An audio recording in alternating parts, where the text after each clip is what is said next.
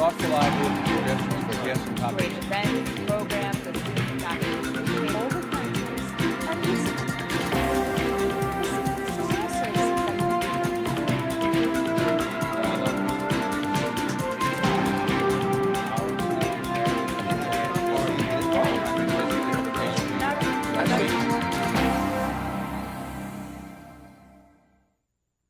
Welcome to this week's segment of Dialogue Houston. I'm your host, Lawrence Payne. To those viewing us for the first time here on HCC's TV, we can be found every Tuesday and Thursday at 6 a.m. and again at 6 p.m., Saturday afternoons at 3 p.m.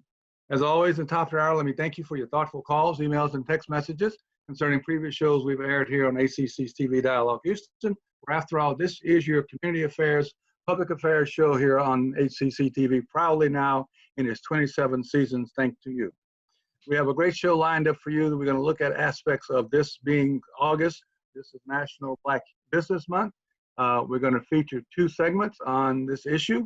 The first will be with our friends and guests from the Oboe, Office of Business Opportunity of the City. But before I do that, let me remind everyone that this is a special edition segment of Dialogue Houston. We do this in conjunction with the Houston Public Library. This segment is called Living in New Knowledge, where we feature on a regular basis not only the great work and opportunities for new knowledge that you can get through your Houston Public Library, but also our friends and partners that we collaborate with, in this case the Oboe, on a multitude of issues going forward as we work together. Those of you who know the Houston Public Library know that all you need to access the Houston Public Library is this wonderful thing called My Link Card, which is called a library card. If you have access, as always, free of charge, to the great resources of the Houston Public Library. If you need a library card, the link card, you can get one very simply by going to the website, houstonlibrary.org, and get one. You can get an electronic version of the card that is valid through the end of August. And if you need any assistance and help in doing so, you may call 832-393-1313. But do avail yourselves of the link card. It is really wonderful to get all the access to all the valuable programs that you can get. And of course, it does link you to the world. And link in our case for this segment means, of course, living in new knowledge, living in new knowledge, to help you understand of all the things that are out there. So we're going to start with this wonderful segment with our guest from the Office of Business Opportunity of the City of Houston, which is none other than Dr. Porscha Jackson, who is the Business Development Manager and who is going to talk with us about all the things that Oboe does to assist business, particularly during this pandemic. It is a challenging time for all of us. COVID-19 has made us all kind of pivot and to realize how we can change things around, access things, and Oboe has done a great job of that. So first of all, let me stop and welcome Porscha to this segment of Dialogue Houston. So great to have you here. Great to be here. So let's dive right in. So how does Oboe assist small businesses during this great pandemic? So Oboe, we have a lot of resources that are available to help our small businesses during the pandemic. For one, on our website, we have an information hub, and it has a plethora of information to connect our small businesses with whatever they are in need of, whether it's financial assistance, counseling, you name it, that information is there. And in addition to our website on our information hub, we also have legal counseling, free 1-hour legal counseling, and we are partnering with various law firms throughout the city of Houston, top-notch law firms, to offer that free of charge for our small businesses. So whatever they need help on, whether they have legal issues regarding the PPP loans or rent relief, anything COVID related, they are there to help small businesses. In addition to that, we also have partnered with small businesses. Actually, our certified firms have been helping other small businesses with rent relief. So if you're in a position where you may not need the space that you've had before and you need assistance, they're there to help you to renegotiate that lease agreement, because we know that rent is a major expense for small businesses. And so anything that we can do to help alleviate some of those expenses during this time, we're doing it. And lastly, we do have a webinar that we have twice a month. It's called Access Granted. And we are just really tackling the topics, the major topics that are affecting small businesses during this time. And so we started that because of our hub has a lot of information. So we wanted to be able to connect our small businesses to the information and the faces behind those resources. So we've had topics as far as financing, events, legal advice, breaking that down and how to get your business ready and what you need to inform your employees about. And also last week, we talked about opportunities, local opportunities with the county, as well as federal and international opportunities, because business is still going on. And we do recognize that sometimes as small businesses, we're just used to doing what we're supposed to be doing, but there's opportunities. So if we begin to expand and take those limitations off our minds, there's other opportunities that we can take advantage of. And also I've noticed that a lot of small businesses are trying to work with each other in partnerships to get through this crisis, maybe combining some of their goods and services together and packaging them in a unique way to get it out to their customers. And I know that some of the established businesses that work with some of the newer businesses through the OBM have been very helpful in helping them to understand how to do those processes. I'm glad you brought that up too, because with our Access Granted webinar, our next episode is next week, next Thursday, and our topic is collaborations. And we're going to have a guest panelists are going to talk about the collaborations they've done, small business to small business, as well as we do a lot of construction work here in the city of Houston. So we have some prime contractors that are going to talk about how small businesses can actually collaborate with those prime contractors to go after city contracts. Well, let's talk about that for a moment, because you mentioned the word certification. We are still doing certifications, are we not? Yes. That's an ongoing process. We're getting more certification applications than we've ever had before. So And I think that's because a lot of people realizing that there's services and goods to be offered and delivered, but a lot of people want you to be certified. They look now first to see if you are certified. And talk a little bit for a moment, because I've been around this stuff for a long time, so I kind of get it a little bit. This whole idea of primes and subs, that the goal of a sub is to become a prime. The goal of a sub is to work with primes, get the experience, get the knowledge, get the wherewithal, get the track record, get the recommendations, so eventually they can move into being the prime. And we've had some great successful sub and prime relationships over the years that have really taken some of those subs, and now they're primes bigger than the primes they were working with. So they have a goal, they get this major contract. Our prime contractors are the ones who are actually in the contract with the city of Houston. And then because the contract is large, they have a certain percentage that they have to provide to a subcontractor to do that work of the contract. And so that relationship between the prime and the sub is like more like a mentor-mentee type of relationship. And we are, like I said, our certifications have been increasing since the pandemic, and it's because people are taking advantage of those opportunities, that they know that there's opportunity with the city. And so to get advantage and take advantage of those funds and that work is to really get in relationships. So it's really all about building relationships. And that's what we are always encouraging our subcontractors to do, is to think about how to build relationships, because that's what's going to get you with the prime. And when you're with the prime, you might just do one contract with that prime on the city, but they're doing other contracts with other governmental agencies and other businesses. So it's like, take those limitations off, take advantage, leverage those relationships until you can get to the point where you can be a prime, and you turn around and do the same for other small businesses that are coming up in the pipeline. And that word relationship is the key. You hit it on the head. That the relationship that you build and nurture and maintain over time is so important, because in business, like in anything in life, nothing happens without trust. Relationships built on mutual trust and respect. Nothing happens without trust. Nobody does anything to or for another human being that they don't trust. So in business, that's important. We all hear the old stories of our grandparents and parents who used to do business with a handshake. That was their contract. That was their bond, because their word was their bond. And I think we're getting to be more of that, because I've seen and know some great sub and prime relationships over the years that the family know each other. They work together. They spend time together. They worship together. They become such great friends through that relationship that they trust each other in many aspects of their lives. By the way, the directory is online, right? The directory of certified small businesses? Absolutely. It is online at houston.mwdbe.com.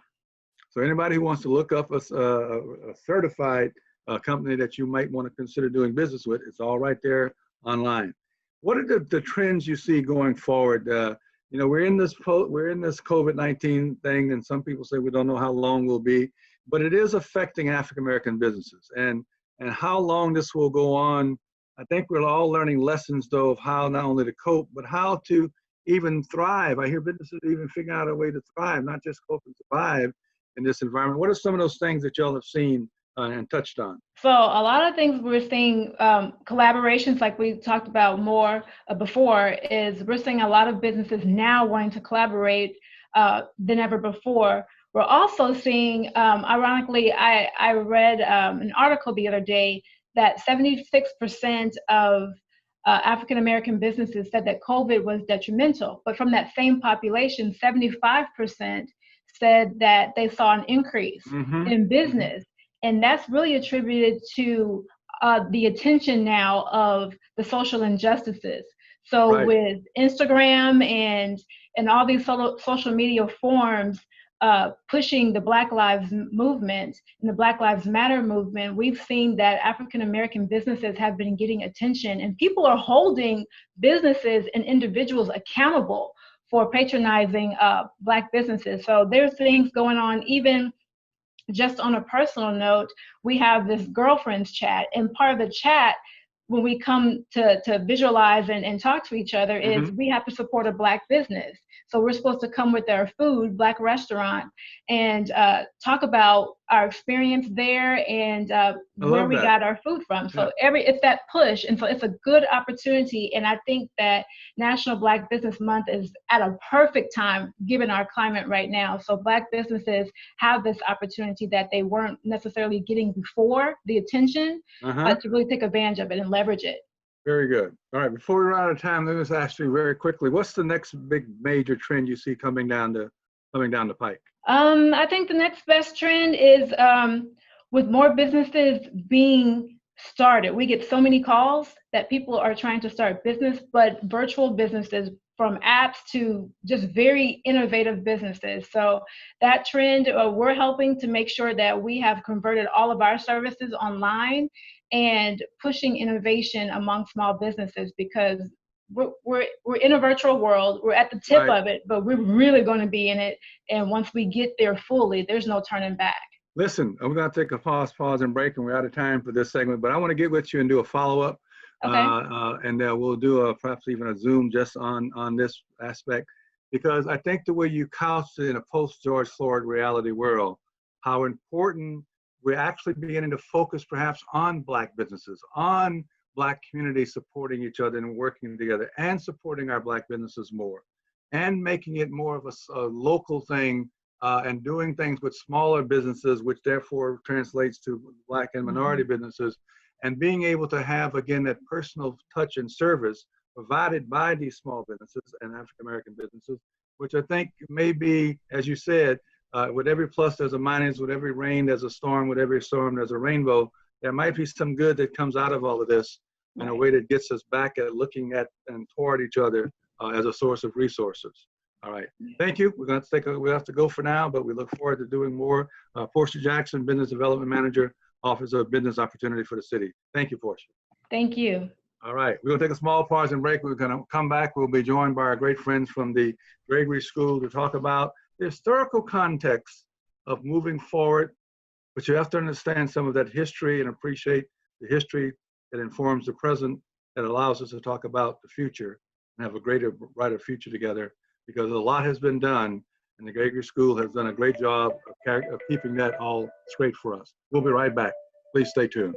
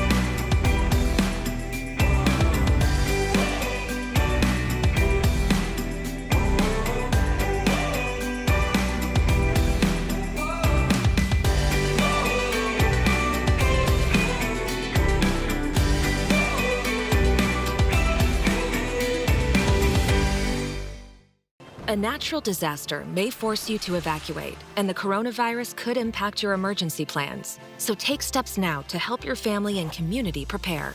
Keep a supply kit stocked with cloth face coverings, disinfecting supplies, and hand sanitizers. Check with local officials about what shelter spaces will be open during quarantine efforts. And remember to review the CDC's guidelines with the whole family. Disasters won't wait. Neither should you. Visit ready.gov/plan to make a plan today. Houston Community College is safe, clean, and open for learning. We're sanitizing our classrooms and reducing class sizes so you can feel good when you come back. Register now at hccs.edu/college your way.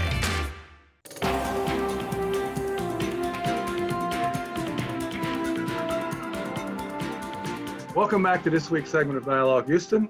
We're going to pivot now and look at a wonderful, wonderful museum here in our city. Some of you may know of it, some of you may have heard of it, some of you may have heard the name of it, but really doesn't know what it does or how it does its wonderful work. And it is a gem, it is a jewel. It is one of those things that if we didn't have it, we'd have to create it. Because we're talking about, in this case, the earlier part of the show, the National Black Business Month. Well, this is about the community, the African American community, the community that grew out of the Black business persons, men and women, early pioneers. And all of this now is archived at a wonderful place called the African American Library at the Gregory School. And to help us understand what the school is and how it does its wonderful work, we have Miguell, Ceasar, who is the assistant manager and the lead archivist of the African American Library at the Gregory School. And yes, there is a lot to say, it's a mouthful, but nonetheless, we get it all out. And we've all learned how to do it very easily and very well. The African American Library at the Gregory School. So there it is. All right, Miguell, welcome. Yes, sir. Welcome. Thank you for having me. All right, so glad to have you here. So I'm just going to do this so we can get all the information out that we need about the Gregory School. For people who may not already know, tell us about the African American Library at the Gregory School, what it is, and where you're located. Yes, sir. So the African American Library at the Gregory School is one of 3 special collection libraries held by Houston Public Library System. We have the Houston Metropolitan Research Center, which focuses on local history and Texas history. Then we have the Clayton Genealogical Research Center, which focuses on, of course, genealogy. And then you have the African American Library at the Gregory School. Our main focus is to document African American history as it pertains to Houston and the surrounding area, as well as Texas. We're located in Freemanstown's 4th Ward. We're housed in what is known as the first elementary for Black kids after slavery. And it was the first school that Blacks could go to after slavery. Yes, sir. The Gregory School, actually, Gregory is named after the Union officers stationed here to oversee the change from slavery to free people, to facilitate that. And he advocated for African Americans' education in the city, and hence why we became the Gregory School. So as a first-time visitor, what can one expect to see at the Gregory School? We offer a variety of services and experiences at the Gregory School. Once you enter, we have someone that will greet you at the door, and we will take you to a 1926, resemblance of a classroom, where we'll show you a quick video that will give you a little more information about the Gregory School, about Freemanstown, as well as about 4th Ward. We also have 3 other permanent galleries on the 1st floor, which documents the 1,000 men, women, and children that actually settled Freemanstown. These 3 galleries together are designed to show the contributions of African Americans, not only to Houston and Texas, but also to the nation. We also have a special gallery at the end where we curate 2 shows yearly. These shows don't have to be centered around Houston's history, so it's more about the African American culture and experience nationwide, so to speak. Right now, we actually had our exhibit titled "We Shall Not Be Moved," which we highlighted newly acquired items from our collections, or at our 10-year anniversary show that we actually had this past year. That's the 1st floor. So the second floor is geared toward our researchers. Here you can find a reading room with tables. We have Wi-Fi for the public use. We also have research materials up there, such as journals, vertical files, finding aids from our collections, mainly on Houston's Black history, but we do have general material documenting the African diaspora as well. And you recently just mentioned the 10-year anniversary. It was a great celebration because you covered a lot of great things at the anniversary and a lot of workshops around different aspects of African-American life in Houston, both past and present. And it's important to mention, I think, as you said, that the library is open to the public, to anyone. Yes. The collection is only available to, is the collection only available to professional or academic researchers? No, sir. No, sir. Our collection is open to everyone. And the question always comes up because Black families, particularly those who have historical roots here in Houston, have amassed all these wonderful artifacts and pictures, et cetera, et cetera. Yes, Can individuals, organizations, even a family, create their own collection? Yes, sir. We are open to collecting any and everyone history. We pride ourselves on telling our stories from the roots up. So we'll take the little photographs where people don't think they have what we call research valuable material. Like we'll take a photograph of you just taking a picture of the streets, so we can freeze that in time and actually see what they're going to look like. So we have a lot of photographs of Fourth Ward before the gentrification process. So those type of images are very important, and I'm sure the person who took it didn't really think that it was that important, but it's such great context to the past and to where we're at now. Right. We collect small organizations, families. You don't have to be anybody by your standards important. We take everyone and anyone, and all you have to do is give me a call or email us, and I will get back to you, and we'll have what we call a donor conversation, where you can tell me about the items that you want to donate, and we can go over the services that we will have to offer you. And that's an important point you mentioned. I wanted you to make that everyone is important. Everyone is somebody. So everybody's lives and stories have value. Everybody's personal, daily lived experiential realities is important. We want to capture as many of those. If you just go walk around on the first floor on that wall of gallery of pictures, you can see a lot of historical pictures about Fourth Ward, about Freemanstown, about Houston. And those are just ordinary citizens. Yes, sir. Lives, just like that poster kind of behind you. It is just ordinary snapshots from the lives of Houstonians throughout the history of Black Houston. And that's so important to have that captured. And I think right now in the post-George Floyd environment, to have a place that you can come and reflect on this stuff, focus on this stuff, look up some information, and really understand from slavery to now, what has transpired in the life of African-American, Black people, Negro people, colored people throughout history. And to have this in one place at the African American Library is so important at the Gregory School to do that. Now, you've had to pivot like everybody else has to pivot with COVID-19. So what are some of the things y'all are doing now and are able to do in this COVID-19 environment? Yes, sir. So like I said, we have changed our process a little bit, but it just kind of gave us the opportunity to focus more on our digital content. So though we receive a lot of photographs and documents, we do have a digital archive that we upload materials to. So we're taking this time to digitize as much as we can to get it out to the public. I think since we closed at COVID, we put up an additional 15 collections that you're able to go to the website, the Houston HPL Digital Archives, actually view the photographs and documents that we're actually putting up during this time. We're conducting a lot of Zoom meetings. We just had the Smithsonian contact us for a photograph that they saw online that they wanted to actually use in one of their publications and advertisements. So we're doing a lot of remote reference services. So we encourage anyone who's still needing to do research to please contact us, because now we're focusing more on the back end and doing a little more research than we usually do for people during this time. So since this is Black Business Month, real quick, there are some great resources you have regarding local Black businesses. And that would be important to highlight during this Black Business Month. Tell us a little bit about that. Yes, sir. So we do have a few historical collections, such as the Wolf Department Store, which is a vital institution over in Third Ward. We also have Flinch Forests, which was one of the very first florists in the city. Barbara Finch, yes. Yeah. So we have photographs and pictures of, you know, those, and I'm sure some of those Juneteenth photographs were some of her work. No doubt about it. Yes, sir. And by the way, when you mentioned Wolf's department store, on what used to be Dowling Street now is on Old Emancipation. At one time or another, if you didn't have a suit from Wolf, you didn't have a suit. Well, going by that collection, yes, sir.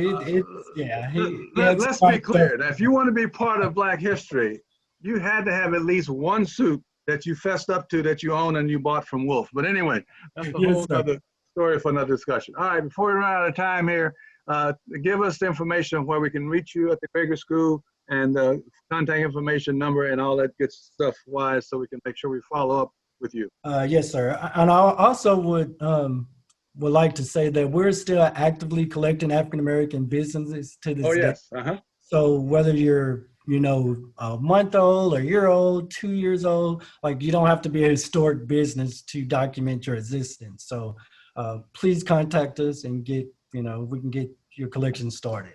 All right. So to find out more information about us, you can go to our website, which will be www.thegregoryschool.org.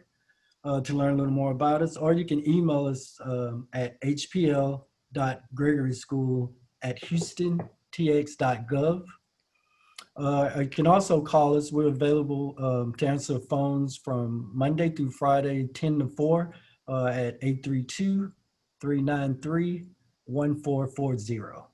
All right, you got it all. You heard it from the man himself, Miguel.